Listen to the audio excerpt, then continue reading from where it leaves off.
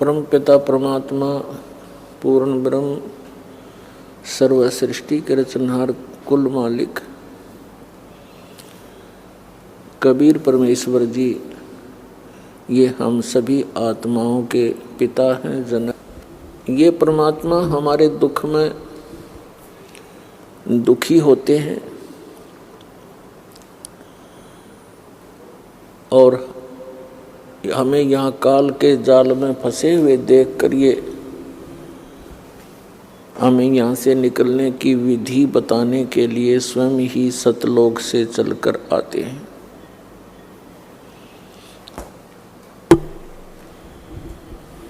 पुण्यात्माओं, सौभाग्य आपका।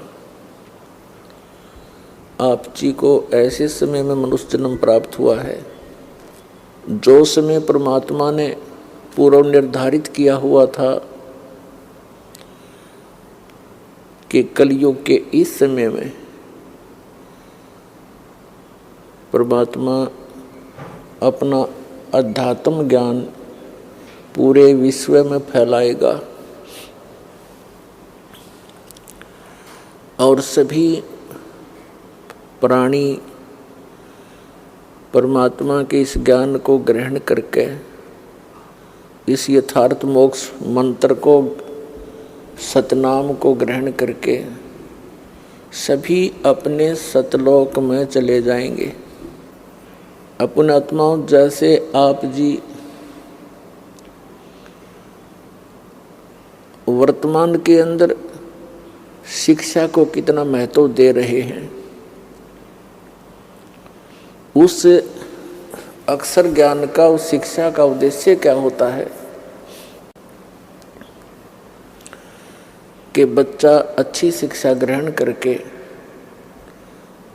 उच्च पोस्ट प्राप्त करे या जैसा भी उसकी जैसी भी व्यवस्था हो, अपनी जीविका अच्छी तरह वो चला सके, कोई नौकरी या कोई व्यवसाय करके। इसलिए शिक्षा को इतना महत्व वर्तमान में दिया जा रहा है, क्योंकि हम शिक्षा के महत्व से, शिक्षा की महिमा से, इसके गुणों से हम परिचित हो गए। इसलिए प्रत्येक व्यक्ति अपने पुत्र या पुत्री को कोशिश करता है कि अच्छी से अच्छी शिक्षा ग्रहण कराऊं और उसके लिए 10-15 वर्ष उसको बिल्कुल फ्री छोड़ देता है ताकि वो अपना भविष्य उज्जवल कर सके, और उसके लिए खूब पैसा भी पानी की तरह बहाता है।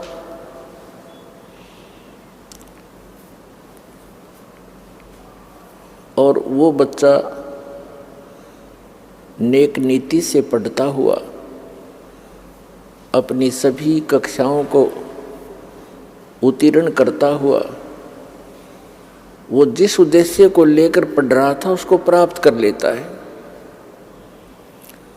वो बच्चा जैसी भी ट्रेनिंग करता है, जैसे किसी ने अध्यापक की ट्रेनिंग की तो वो अध्यापक लग गया, किसी ने इंजीनियर की ट्रेनिंग की, इंजीनियर की पढ़ाई पढ़ी तो वो इंजीनियर लग गया, किसी ने डॉक्टर की पढ़ाई की तो डॉक्टर लग गया, या अन्य कोई पोस्ट उसको प्राप्त हुई। तो पुण्यात्माओं, इसी प्रकार जिस समय आप जी को इस भक्ति से होने वाले लाभ का ज्ञान हो जाएगा और उस स्थान का ज्ञान हो जाएगा जहां हम कभी वृद्ध नहीं होते, जहां हमारी कभी मृत्यु नहीं होती, वहां किसी चीज का अभाव नहीं है, ना कोई खाने का अभाव है, ना जल का अभाव है, किसी भी वस्तु का जो एक मानव को आवश्यकता होती है उस सतलोक में, उस सत स्थान में, शाश्वत स्थान में कोई अभाव नहीं है। और वहाँ जन्म, वहाँ वृद्ध अवस्था नहीं है, मृत्यु नहीं है। तो आप जी जब इस अध्यात्म ज्ञान से पूर्ण परिचित हो जाओगे, फिर आपके मन की स्थिति एक बहुत ही अजीबो गरीब बन जाएगी। और जो एक मानव के लिए अति आवश्यक है, अब वर्तमान में हम क्या करते हैं, माया को ही एक टारगेट मानकर, माया को ही उद्देश्य मानकर हम अपना सारा जीवन उसी पर न्यौछावर कर देते हैं।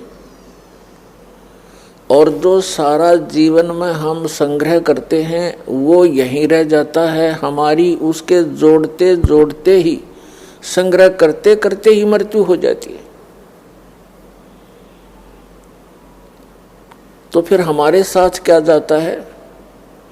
हमारे साथ जाते हैं वो पाप जो सारा जीवन इस भौतिक सुख की प्राप्ति के लिए हमने किए।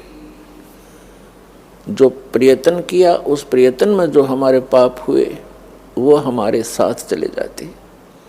जो मनुष्य जीवन से हमने करना चाहिए था, मनुष्य जीवन किस लिए इस प्राणी को प्राप्त होता है, ये ज्ञान हमें बचपन से नहीं दिया जाता। हमारे को बचपन से अपने समाज से सिर्फ इतना ही ज्ञान प्राप्त होता है कि बड़ा हो जाएगा, विवाह कर दिया जाएगा, संतान हो जाएगी, संतान की परवरिश कीजिए, और फिर बस फिर मर जाइए। सारा जीवन उन्हीं की परवरिश में, अपने पेट पोषण में ही अपना जीवन अपना व्यर्थ कर जाते हैं। जब हम सत्संग में आते हैं, सत्संग के अंदर परमात्मा का दिया हुआ ज्ञान बताया जाता है, और वो ज्ञान होता है। अन्य ज्ञान जो होता है वो एक परंपरा होती है और कुछ मजबूरी होती है। परंपरा कौन सी होती है, मजबूरी कौन सी होती है? मजबूरी तो हमारी ये है, हमें शरीर ऐसा मिला है, इसमें दोनों टाइम, दो वक्त, यदि हम इसमें कुछ डाल देंगे आहार तो ये काम करेगा, नहीं तो एक हफ्ते के अंदर ये समाप्त हो जाता है, ज़्यादा से ज़्यादा 10 दिन पकड़ेगा। तो ये हमारी मजबूरी है कि इसको सुरक्षित रखने के लिए जो भी आवश्यक वस्तुएं हैं वो उपलब्ध कराना हमारे मजबूरी है और आवश्यकता है। और जो परंपराएं हमने व्यर्थ की बना रखी हैं वो परंपराएं हैं, वो यूजलेस ज्ञान है। अब परमात्मा ने आकर के हमें ये जानकारी दी है कि तुम जहाँ रह रहे हो ये लोक काल का लोक है, लेकिन हमारे को इस काल भगवान ने इतना अज्ञानी बना रखा है, हम परमात्मा के अध्यात्म ज्ञान से बिल्कुल अपरिचित कर दिए। कौन है भगवान, कैसा है परमात्मा, कहाँ रहता है वो भगवान, और उस परमात्मा के गुण तो कुछ हमें मिलते जुलते से सुनाए जाते हैं। भगवान ये कर देता है, अंधे को आंख देता है, निर्धन को माया देता है, कोढ़ी को काया देता है।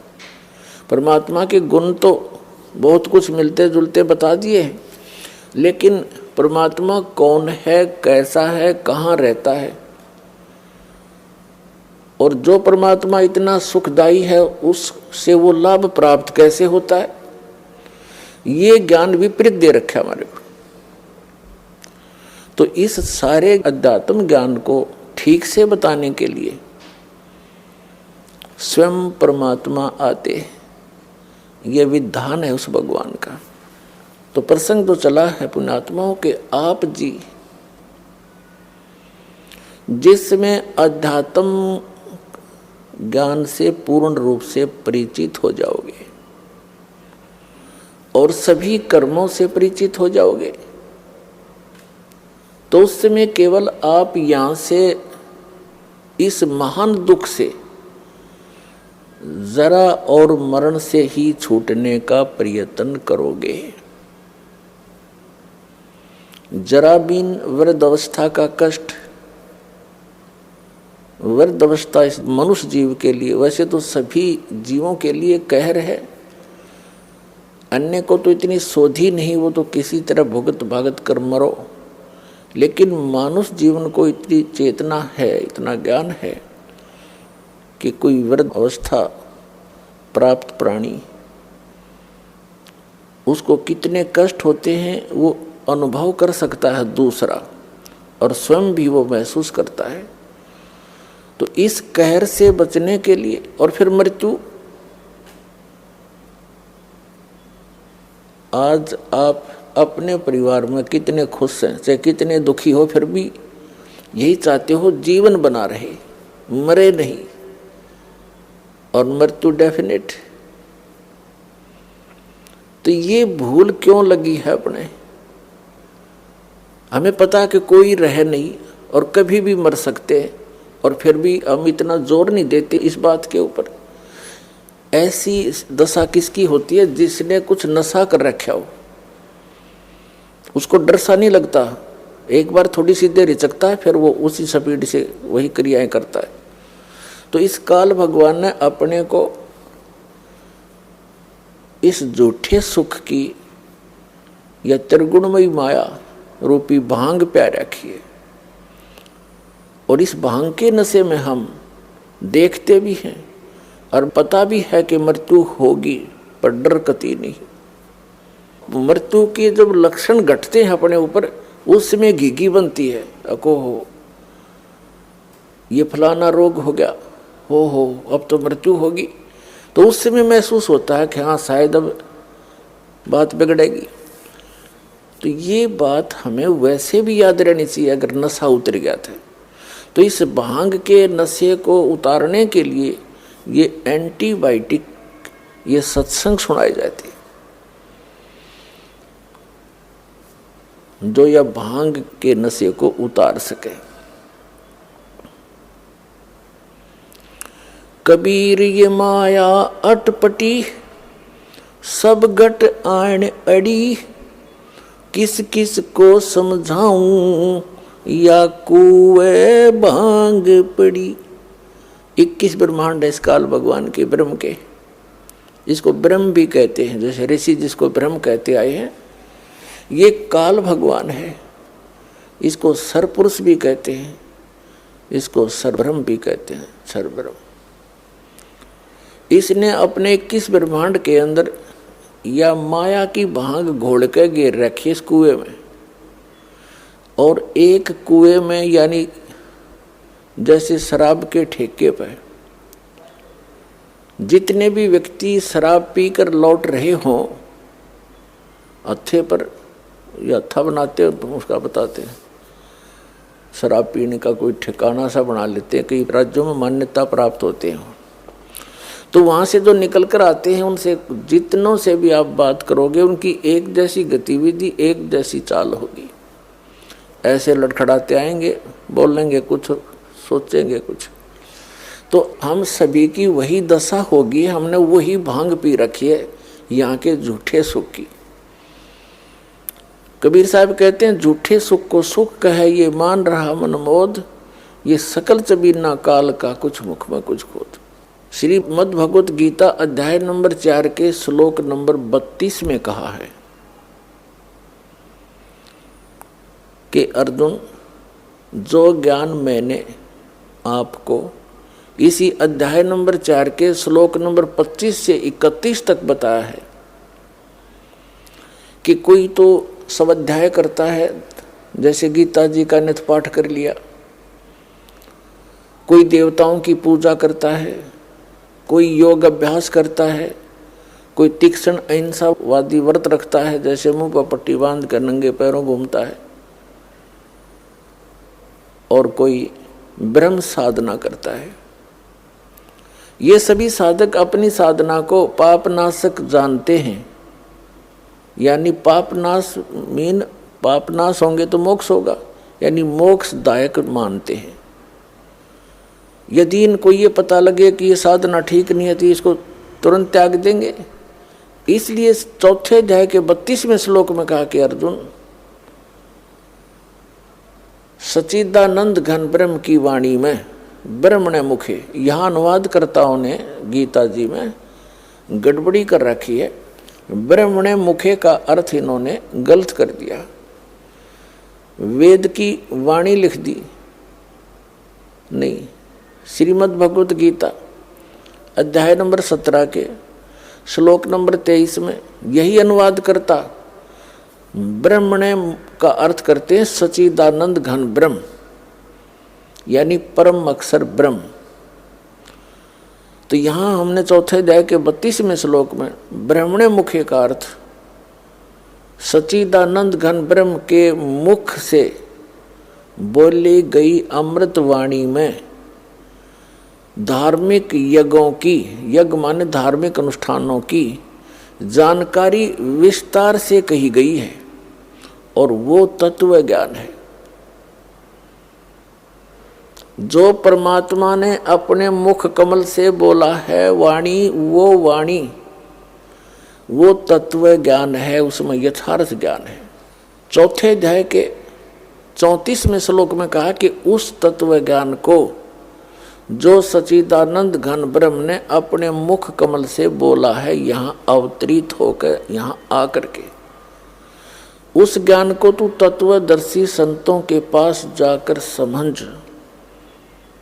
उनको दंडवत प्रणाम करने से, विनम्र भाव से, कपट छोड़ के नम्रतापूर्वक सरलतापूर्वक प्रसन्न करने से वे तत्वदर्शी संत तुझे तत्व ज्ञान का उपदेश करेंगे। ये सलाह दे दी गीता ज्ञानदाता ने अर्जुन को। इससे सिद्ध है कि गीता ज्ञानदाता संपूर्ण अध्यात्म ज्ञान से परिचित नहीं है। ऑप्शन छोड़ दिया कि वो तत्व ज्ञान तो तत्वदर्शी संत बताएंगे, और वो परमात्मा के द्वारा स्वयं आकर बोली हुई वाणी में लिपिबद्ध होता है।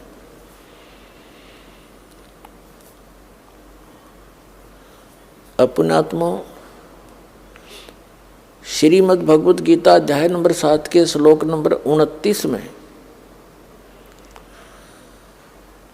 वैसे तो गीता अध्याय नंबर 7 के 12 से लेकर 15 में एक निर्णायक ज्ञान दिया है। गीता ज्ञानदाता कहता है कि तीनों गुणों के द्वारा जो कुछ भी हो रहा है, रजगुण ब्रह्मा से उत्पत्ति, सतगुण विष्णु से सतिथि और तमगुण शिवजी से संहार जो हो रहा है, इसका निमित्त कारण मैं हूँ, काल कहता है। लेकिन मैं इनमें नहीं हूँ और ये मुझ में नहीं है, यानी वो इनसे भिन्न है, तीनों से, इनका पिता है। और ये निमित्त क्यों है? क्योंकि इसको श्राप लगा हुआ है 1 लाख मानव शरीरधारी प्राणियों का नित्य मार कर आहार करने का, सूक्ष्म शरीर से गंध निकाल कर खाने का, इसको श्राप लगा हुआ। तो इसलिए इसने तीनों अपने पुत्रों से ये व्यवस्था यहाँ की बनवा रखी है। तो ये क्या कहता है कि ये त्रिगुण में ही मेरी माया, रजगुण ब्रह्मा, सतगुण विष्णु, तमगुण शिवजी द्वारा फैलाया गया ये जाल बड़ा खतरनाक है। और जो व्यक्ति मेरी भक्ति करते हैं यानी ब्रह्म साधना करते हैं, ये इन रजगुण ब्रह्मा, सतगुण विष्णु, तमगुण शिवजी से ऊपर के लाभ को प्राप्त करते हैं।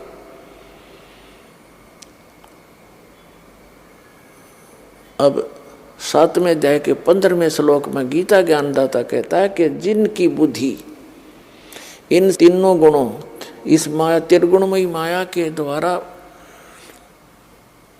हरी जा चुकी है, यानी जो श्री ब्रह्मा, श्री विष्णु, श्री शिवजी की भक्ति से आगे सोचते ही नहीं, इन्हीं से प्राप्त अक्षिणिक ज्ञान लाभ को प्राप्त करके प्रसन्न रहते हैं, वे राक्षस स्वभाव को धारण किए हुए मनुष्यों में नीच दूषित कर्म करने वाले मूर्ख मेरी भक्ति भी नहीं करते, मुझे नहीं बजते, यानी ब्रह्म साधना नहीं करते, वो नीचे के अन्य देवताओं की पूजा करते हैं।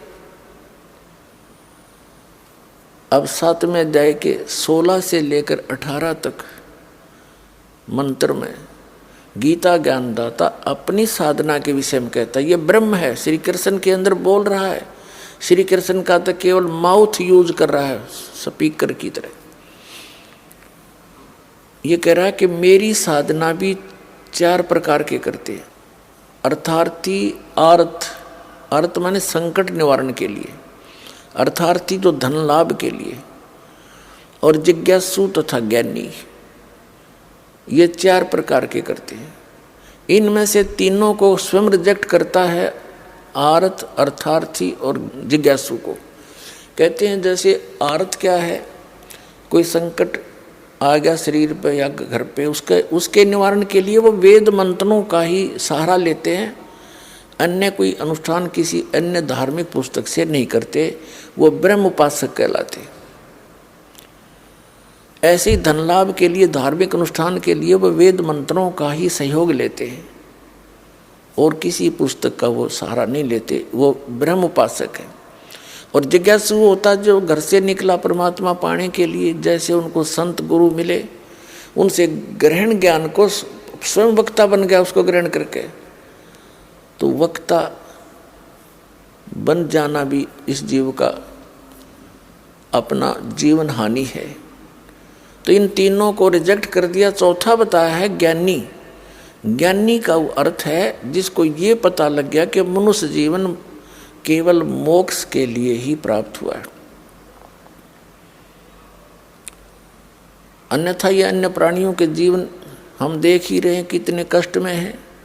परमात्मा ने मनुष्य जीवन दिया है, इसमें कितनी सद्बुद्धि दी है। समय पर खाना खा सकते हैं, हम अपनी शरीर की रक्षा के लिए अपने वस्त्र पहन सकते हैं, प्राकृतिक आपदाओं से बचने के लिए गर्मी सर्दी से हम झोंपड़ी डाल सकते हैं, मकान बना सकते हैं। लेकिन इन सब की ये इतनी बुद्धि देने का उद्देश्य क्या था मालिक का, कि तुम भगवान भी बन सकते हो, अपना कल्याण भी करा सकते हो। अन्यथा एक योनि और बना देता जहाँ 84 लाख बना रखी। तो पुण्यात्मा गहनता से सोचो इन बातों को। ये बातें कहने सुन की नहीं, ये कर पाड़ने की है। अब चौथा जो ज्ञानी है उसके विषय में कहता है, ज्ञानी मुझे अच्छा लगता है।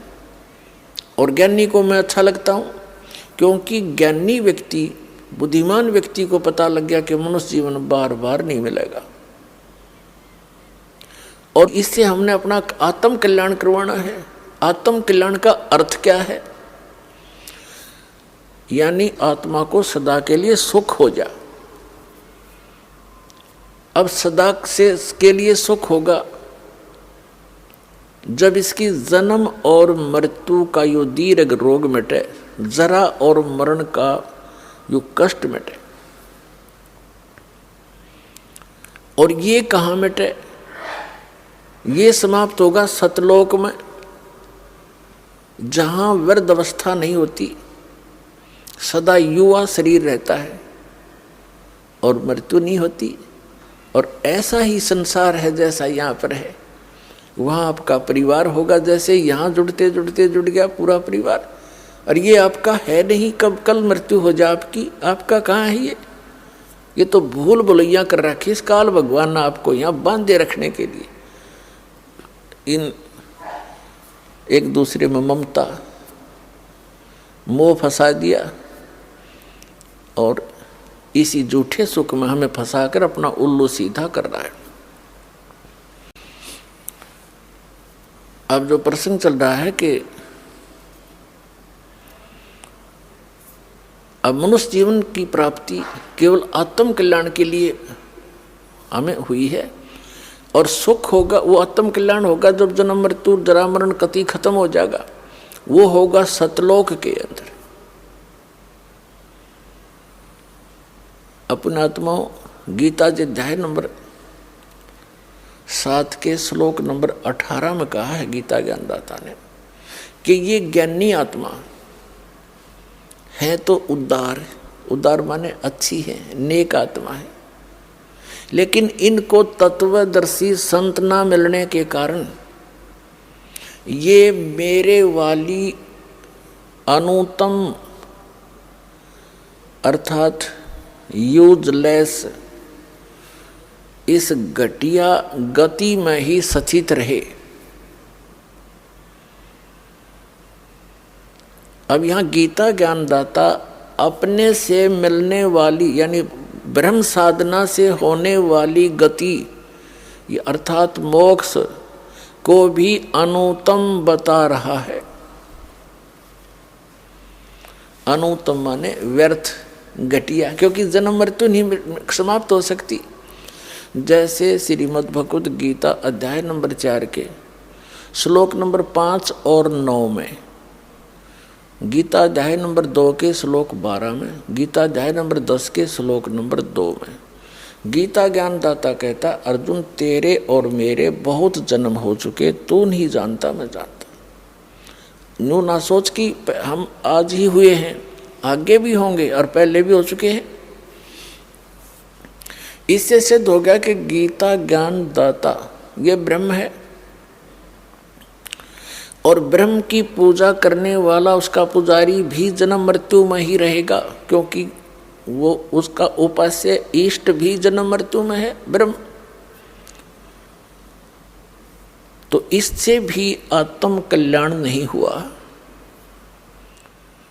गीता अध्याय नंबर 8 के श्लोक नंबर 13 में गीता ज्ञानदाता कहता है कि ओम इति एकाक्षरम ब्रह्म विहारण माम अनुसमरण ये परियाति तजन देहम सयाति परमाम गति। मुझ ब्रह्म का केवल एक ओम मंत्र है, नथिंग एल्स। और जो उच्चारण करते हुए इसका सेवन करता हुआ शरीर छोड़कर जाता है, सयाति परमाम गति, वो ओम से अर्थात ओम है ब्रह्म का मंत्र, ब्रह्म की साधना। ब्रह्म की साधना करने वाले ओम से जो गति होएगी वह गीता ज्ञानदाता वाली गति है। ओम से जो गति होएगी वो क्या होएगी? ओम ब्रह्म की उपासना का मंत्र है और ओम मंत्र से ब्रह्मलोक प्राप्ति होएगी। गीता अध्याय नंबर 8 के श्लोक नंबर 16 में कहा कि ब्रह्मलोक पर्यंत भी सभी लोग पुनरावृत्ति में है, अर्थात वहाँ गए हुए साधक भी फिर लौटकर जन्म मृत्यु में आते हैं, क्योंकि ये खुद कहता है मेरे भी जन्म मृत्यु होती है और अर्जुन तेरी भी रहेगी। तो इसे सिद्ध हो गया गीता अध्याय नंबर 7 के श्लोक नंबर 18 में गीता ज्ञानदाता अपनी गति को यानी अपनी साधना से होने वाले जितना भी से लाभ मिलना है ब्रह्मलोक प्राप्ति, उसको भी अनुतमाम यानी अति व्यर्थ, अति घटिया, अति अश्रेष्ठ बता रहा है।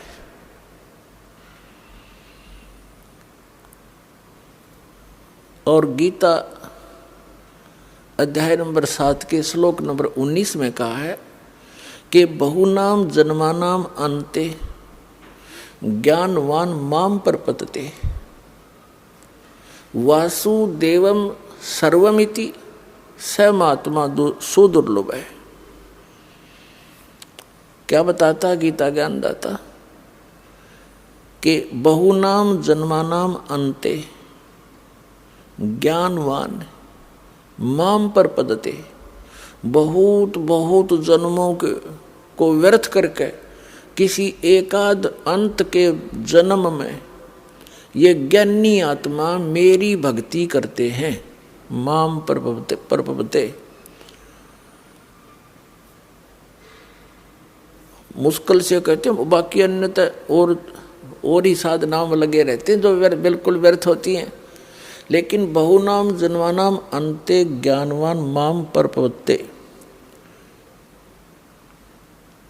और वासुदेव सर्वमिति स महात्मा सुदुर्लभ है कि बहुत बहुत जन्मों के किसी अंत के जन्म में ज्ञानवान यानी ज्ञानी आत्मा माम प्रपद्यते मेरी भक्ति करते हैं।